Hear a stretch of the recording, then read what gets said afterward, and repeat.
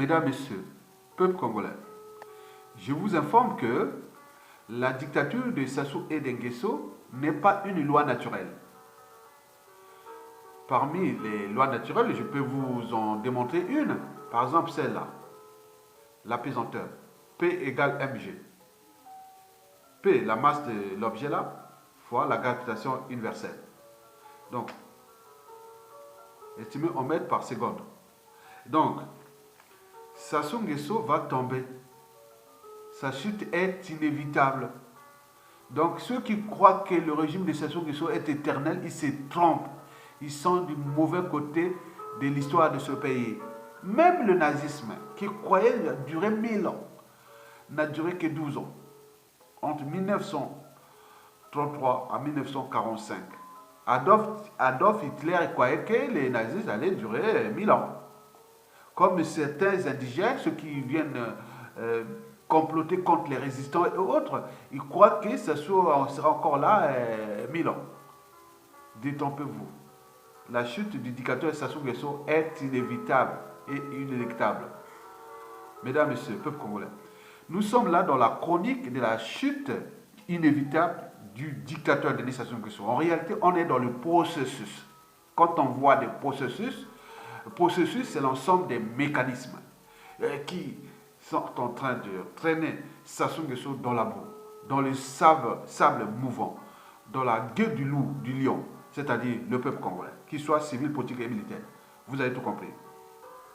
Mesdames, Messieurs, peuple congolais, être citoyen, c'est être informé. Et pourquoi? Parce que l'ignorance est la pire des souffrances. Le savoir et la connaissance libèrent.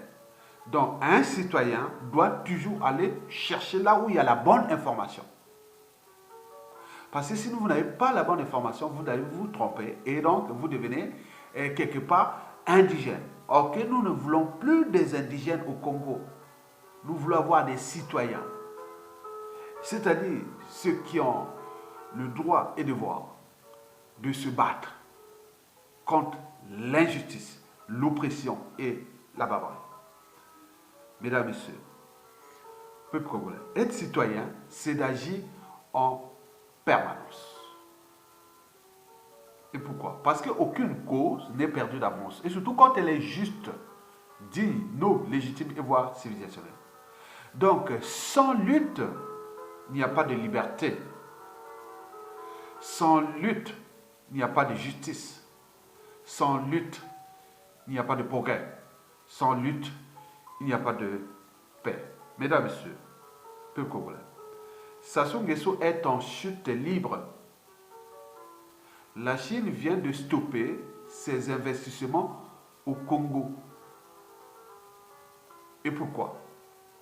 C'est ce que je vais vous décrypter. Et je ferai d'ailleurs lecture de l'article paru dans ces lettres du continent. Et que je vais vous lire l'extrait dans la vidéo.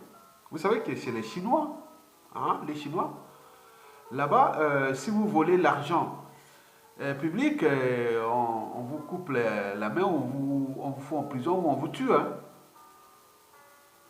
Mais chez nous, c'est pas ça. Vous savez que les Chinois, ils ont cet état d'esprit-là, ou ce proverbe-là. Dans toute organisation, qu'elle soit État, entreprise ou association, quand il y a un dysfonctionnement, c'est celui qui a la tête qui en est responsable. Le poisson pourrit toujours par la tête. C'est un proverbe chinois. Vous avez tout compris. Et donc, les Chinois ils disent toujours, si vous donnez petit, on vous construit petit.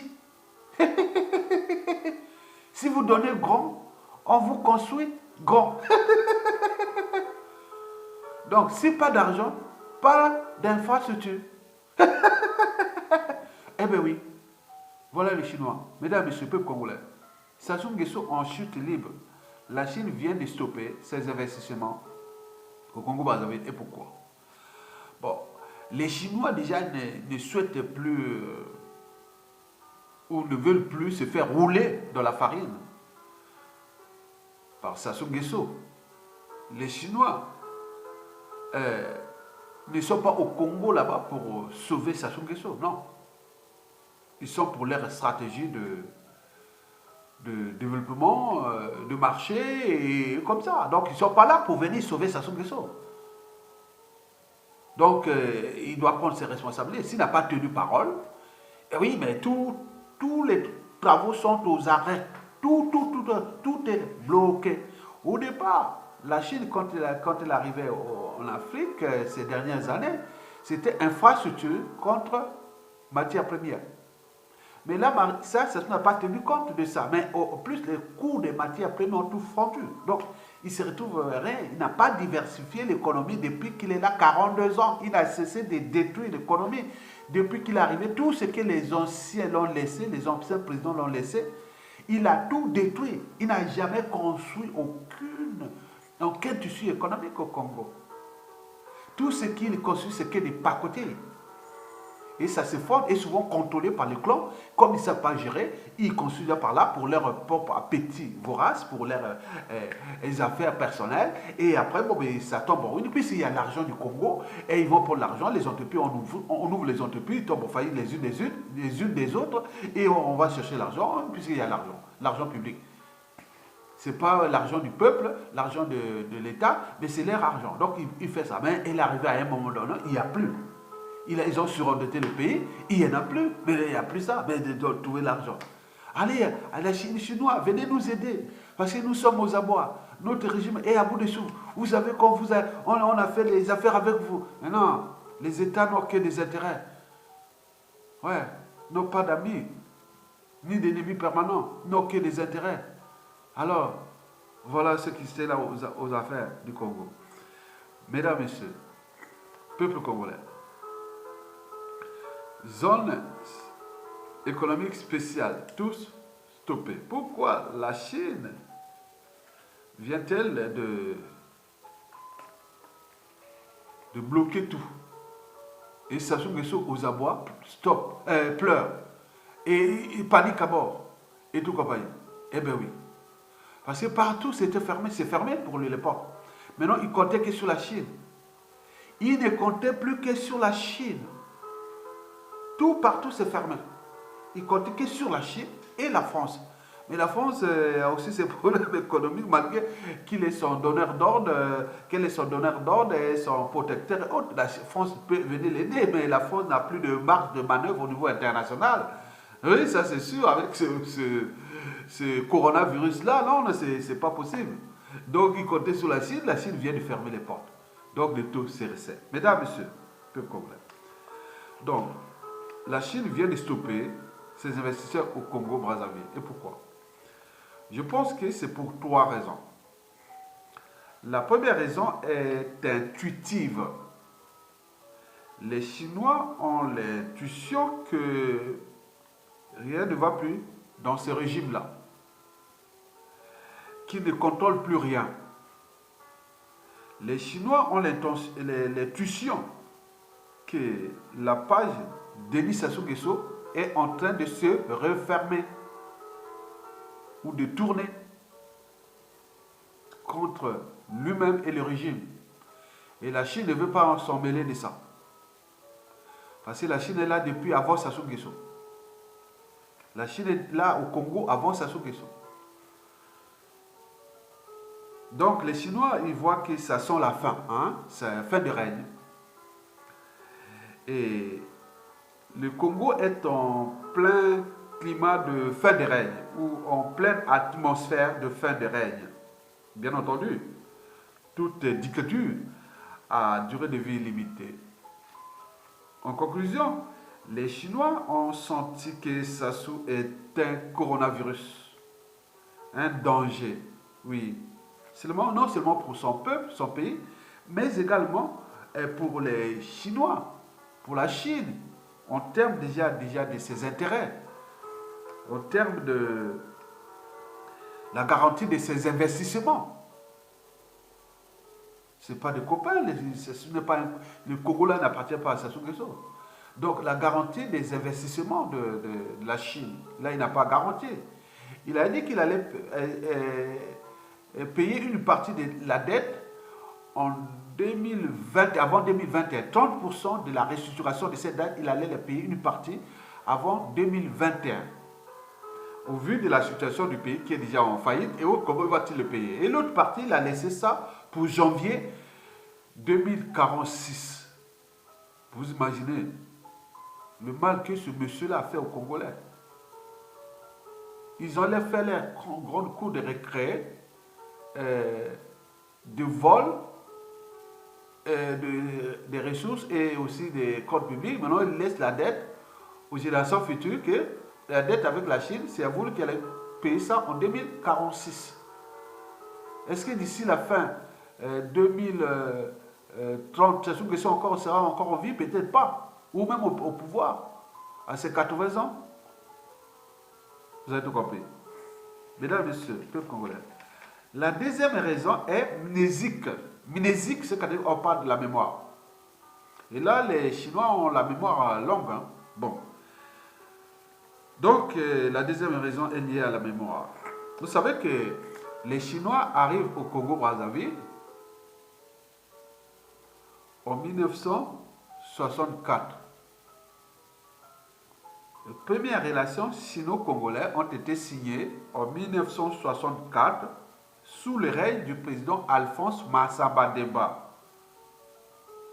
Que Denis Sassou Nguesso, après avoir assassiné son mentor, le commandant Marien Ngouabi, en 1977, c'est-à-dire le 18 mars 1977, et le 25 mars, il assassina aussi son prédécesseur, le prédécesseur de Marien Ngouabi, que Marien Ngouabi avait laissé en vie, au pays.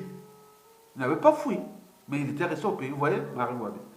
Donc, Massamba Demba, c'est lui qui avait signé ces accords-là.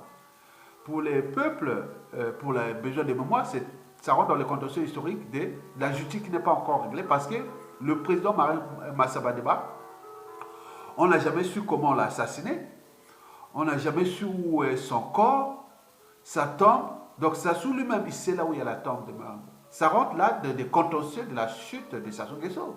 C'est du lourd, Sassou Nguesso. Depuis les années 70 jusqu'à nos jours. Et donc, vous avez vu ça. Donc, c'est Massamba Demba qui avait pris ces engagements-là de faire la première coopération avec les Chinois. Je me rappelle, j'avais mon papa, je suis né à Brazzaville pendant ces années-là. Pendant qu'il faisait les trucs des Chinois là, je l'avais encore 1 an et demi, quelques mois, voilà. Et après, au 65, mon père parlait de ça, à Brazzaville toujours. Il parlait des Chinois, oh, il y a des trucs, donc il y a des livres rouges. Hein.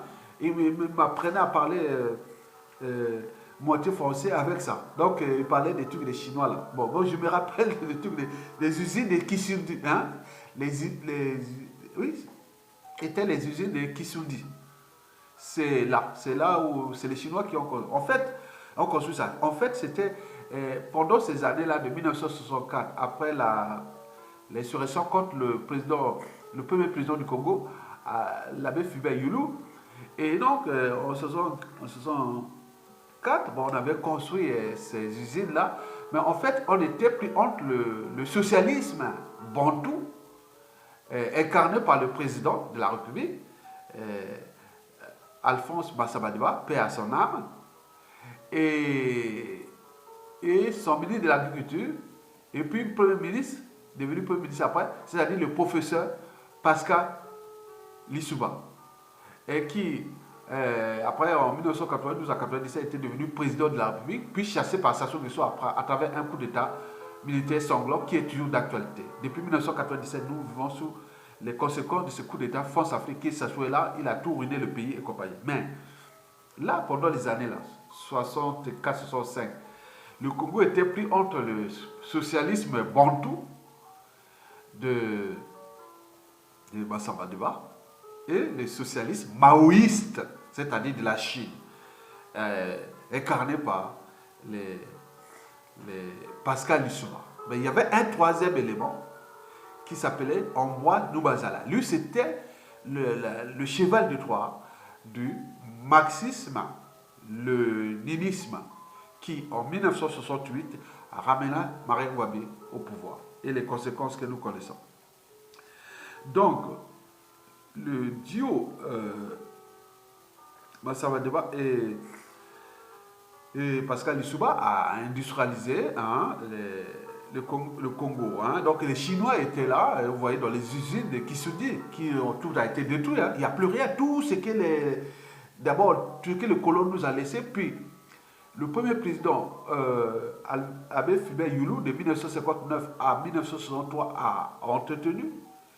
Puis, arrivé en 63 à 68, c'est Massamba Deba et Pascal Lissouba qui ont industrialisé ça pour amplifier ça. Mais arrivé les marxistes, les léninistes, là, c'est fini, tout a été détruit. Et Sassou Nguesso est dans la continuité du sabotage, de la destruction de tous les tissus économiques.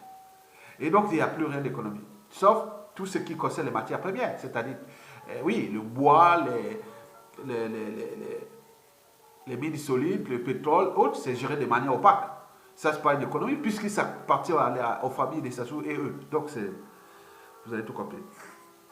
Donc, il faut dire que depuis ces années-là, les Chinois ont dit que c'est un fiasco. Parce que tout ce qu'ils ont construit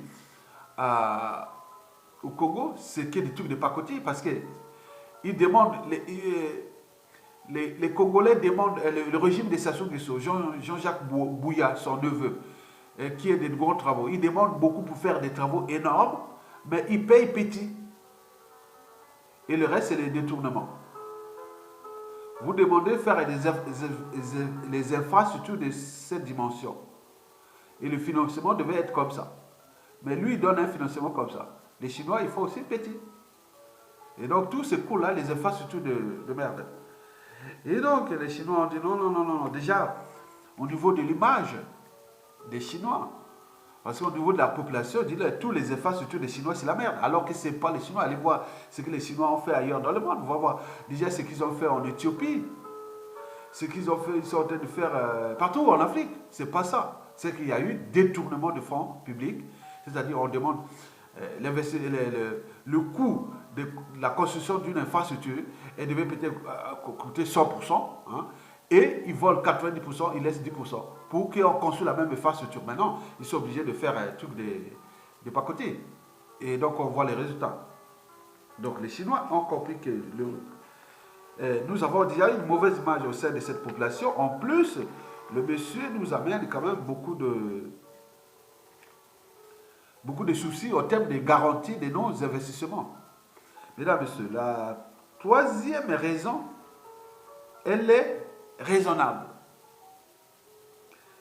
C'est-à-dire que les Chinois ont compris que leurs investissements ne seront plus garantis avec ce monsieur-là.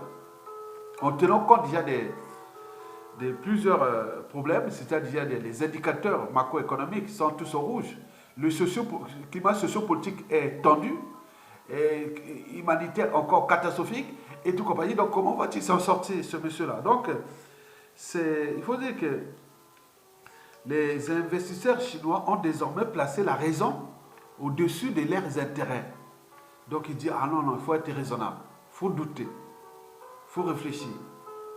Si je doute, donc je pense. Si je pense, donc je suis, le cogito. Celui qui ne doute pas, oui. L'imbécile, certitude. L'intelligent doute. Et donc, il doute. Non, on ne va pas encore se faire avoir. Donc, ils sont tous stoppés. Et ils ont la raison, ils ont placé la raison au-dessus de leurs investissements. Ils disent non, comment garantir notre investissement? Et pourquoi? Parce qu'il y a des faits et il y a la réalité. D'abord, commençons par les faits. Les faits, comment un régime qui n'a pas su gérer l'abondance, comment pourra-t-il gérer la pénurie? Un régime politique où tous les indicateurs macroéconomiques de ce pays sont au rouge, comment pourra-t-il relever les défis au terme de diversification de l'économie? Et avec quel argent? Quel investisseur? Nous, on n'en veut plus se faire avoir. Et oui, il faut se dire que comment faire confiance à quelqu'un qui ne respecte pas les fondamentaux des règles économiques et du business? Comment faire confiance à quelqu'un qui n'a jamais tenu ses engagements? La situation est là. Oui, il faut aller avoir les côtés des faits. Donc, je vais lire un peu le message écrit, l'article de Lettres du continent. Je pense qu'il date de ce mois de février. Congo-Brazzaville, tension avec Pékin. Congo-Brazzaville, c'est écrit, titre, c'est dans Lettres du continent. Congo-Brazzaville, tension avec Pékin. La Chine rénacle à démarrer les travaux de la zone économique spéciale de Pointe-Noire. Présenté par Brazzaville comme un facteur de diversification de l'économie nationale, après le fondement des recettes pétrolières, la construction de la zone économique spéciale ZES de la capitale économique Pointe-Noire n'a pas démarré. Les premières pelletées, les pelles, devaient être lancées en janvier dernier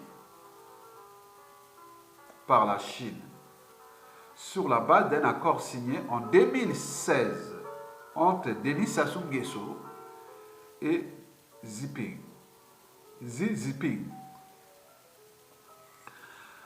Mais le principal partenaire du Congo réchit en raison du surendettement de Brazzaville à son égard. Pékin suspend ses chantiers à la signature préalable d'un accord avec le Fonds monétaire international FMI, qui de son côté subordonne cet accord au règlement du surendettement envers l'Empire du Milieu. Une vraie quadrature du cercle. La Chine refuse par ailleurs tout préfinancement de ce chantier devant s'étaler sur plus de 700 hectares, en particulier les opérations d'expulsion des populations évaluées à 100 milliards de francs CFA, soit 152 millions d'euros.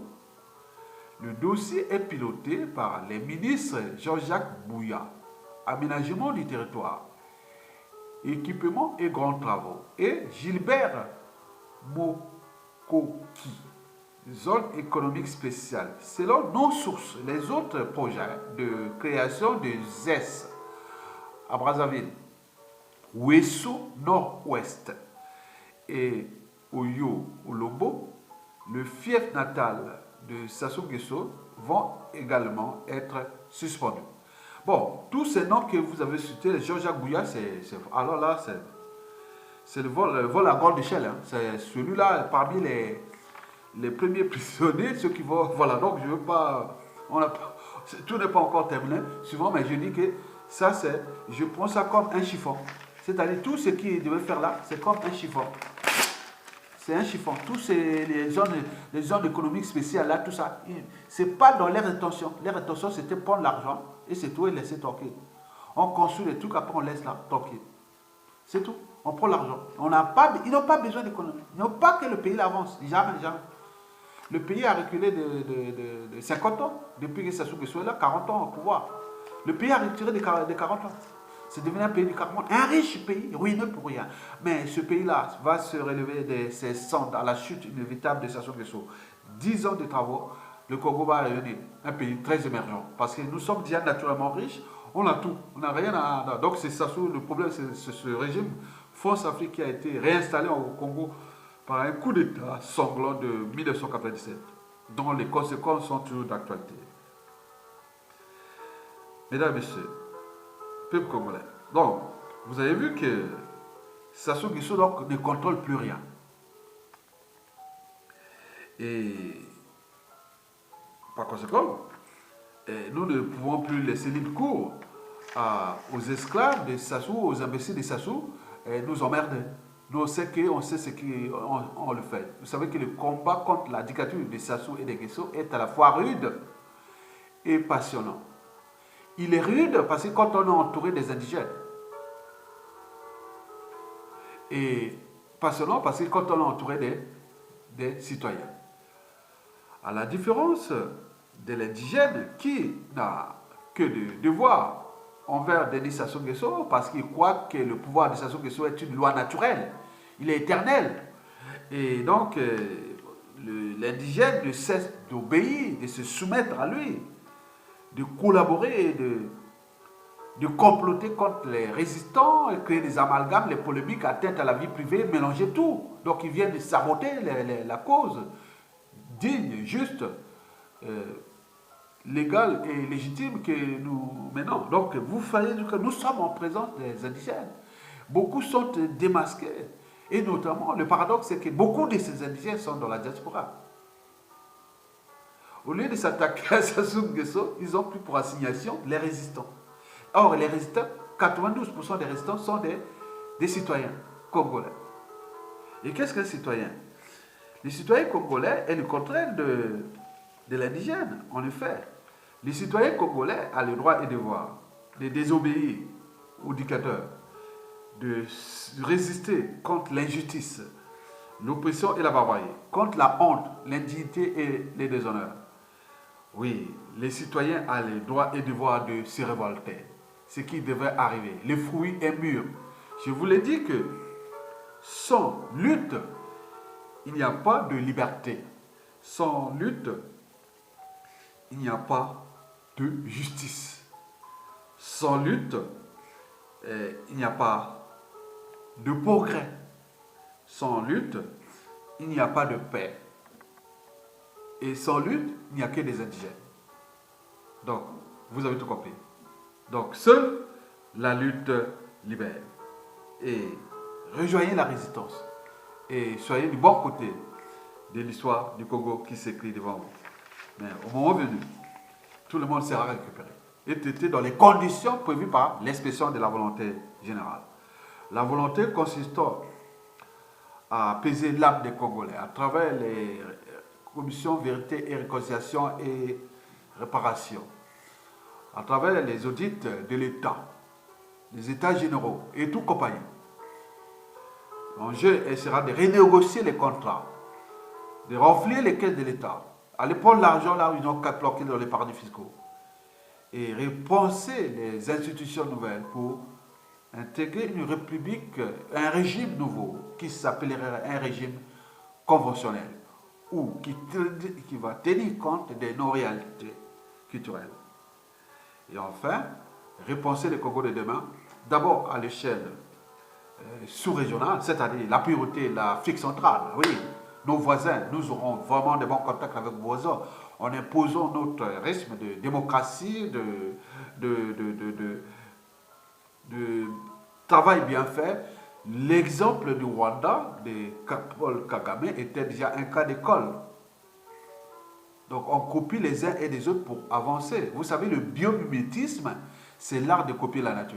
Parce que la nature a eu des milliards d'années ou des millions d'années à inventer des systèmes innovants. Donc l'art de copier la nature pour inventer le futur. Et donc nous devons copier ce qui est de meilleur dans la sous-région, à l'échelle continentale et planétaire. Et en intégrant les dimensions historiques. Les partenaires, hein, nous avions eu d'abord le Congo a commencé avec d'abord la France, hein, au niveau international, dès l'indépendance. C'était la France. Après arrivaient les Américains au Congo en 1961. Après les Chinois en 1964. Et puis les Soviétiques, hein, les Russes aujourd'hui, les années 68-70, et puis la suite. Bon, moi déjà, cette histoire du Congo qui est passionnante pour nous parce que c'est notre pays. Nous devons le défendre jusqu'au bout. On ne lâchera rien. On te vend un mari. Venez pas nous divertir. Mais rassurez-vous, je voulais toujours dire que les autres là sont pour lutter pour la cause. Occupez-vous de votre vie privée, de vos affaires autres. Ne venez pas nous chercher. On ne vous a pas cherché. Nous sommes là pour que ça se dégage. On veut réparer ce pays. Ne venez pas nous emmerder. Sinon, vous savez que dans la règle d'or, ne faites jamais autrui ce que vous ne souhaitez pas qu'on le fasse vous-même. Parce que beaucoup de règlements de compte vont être réglés parce que certains ont voulu porter atteinte à la dignité, à la vie privée des autres, alors qu'on n'a pas cherché ça. Nous, on lutte et ils sont là, en dormant, en faisant leur Dieu, mais la coupe est pleine. Donc, nous avons les réseaux de l'homme qui nous informent. Et nous ne sommes pas au Congo. Et par hasard, moi, je l'ai toujours dit que moi, pour le Congo, je suis calé. Hein. J'ai dit, il y a une grande tribu, il y a une répartition nationale des violences, que ce soit civile, politique et militaire. Oui, de ma région, pas de ma région, de ma tribu déjà. Ça, c'est vrai, je le dis, je ne le cache pas. Et puis, mes réseaux de ce que j'ai eu comme éducation, école primaire, collège, lycée, université, étranger, autres, ils sont là, on est blindés. Donc, on sait. On sait que c'est une nouvelle étape qui va arriver. On va s'entourer de ces gens-là. Mais par contre, ceux qui nous attaquent, que les réseaux de l'ordre travaillent contre eux parce que vous croyez que vous êtes là. Oh non, non on est là pour vous alerter. Ceux qui viennent attaquer les résistants. Et donc, on est là pour vous alerter. Parce qu'au moment venu, quand tout a changé, ah oui, on ne va pas venir, ah monsieur Aya et mon ami, on était résistants. Non, non, non, non. On connaît ceux qui étaient dans la vraie résistance. Ceux qui ont à jouer, à embrouiller les gens, attaquer à la vie des uns et des autres. Donc c'est fini ça. Donc je règle quelque part les comptes avec ça parce que vous devez être là, dans la même mission. Parce que réussir un combat, c'est avoir les mêmes missions, le même objectif et autres. Nous sommes comme ça, on n'a pas changé, on est constant jusqu'au bout. Ne venez pas nous trouver comme les boutiques ou les bouches. Non, non, c'est pas grave. Mais au moment venu, vous serez traité. Vous serez traité, il n'y a pas de souci. Je vous remercie. À bientôt.